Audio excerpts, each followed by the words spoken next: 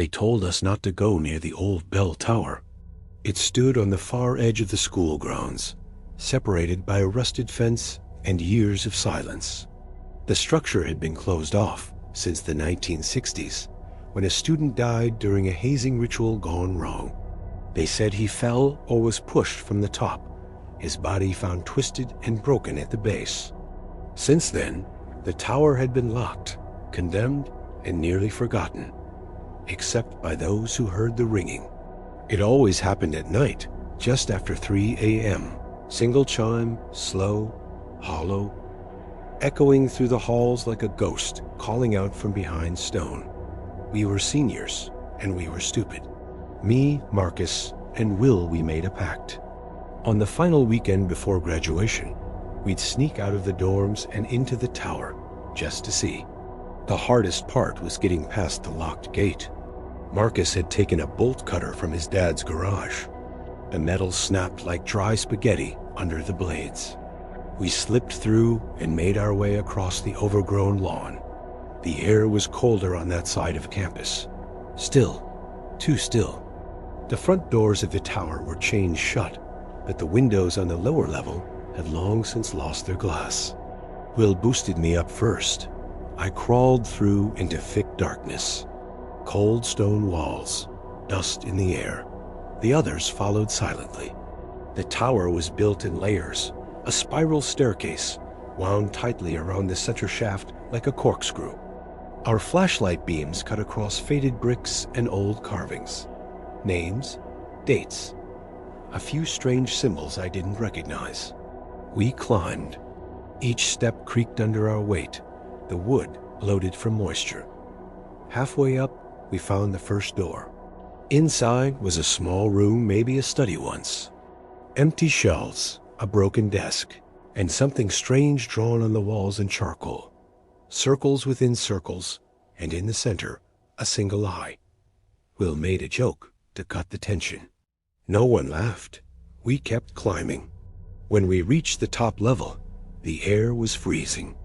The bell itself hung above us, massive and dull with time, suspended by thick rusted chains.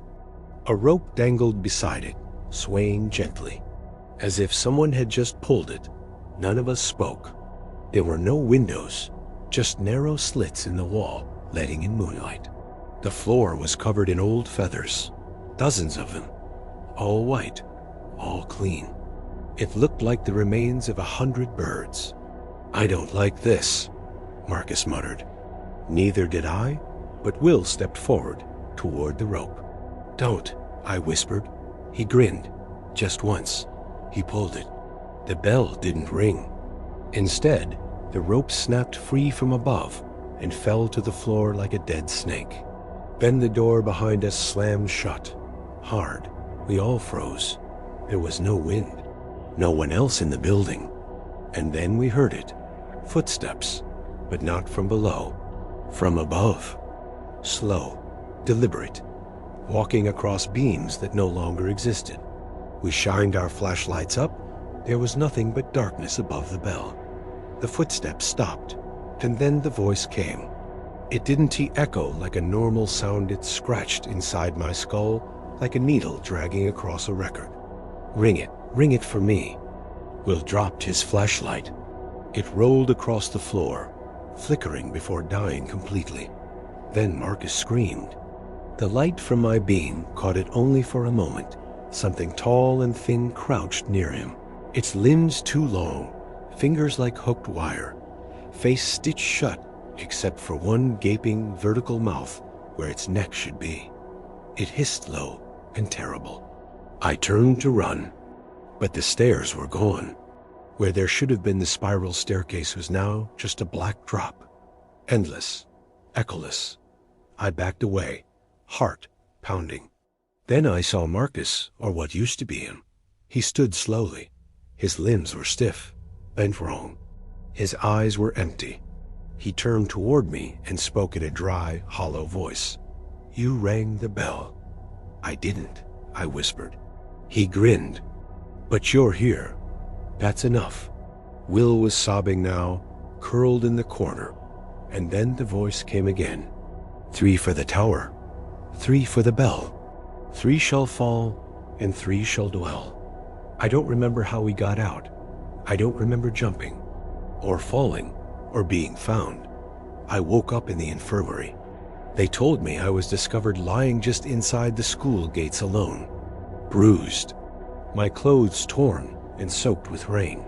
No sign of Marcus. No sign of Will. The tower had been locked. The janitor swore the chains were untouched. The fence was never cut.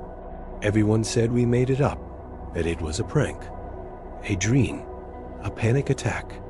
But I know what I saw, and sometimes at night I hear the bell. One chime, slow, hollow, and I wonder if I left them behind, or if they were taken. And I wonder if next time it will ring for me.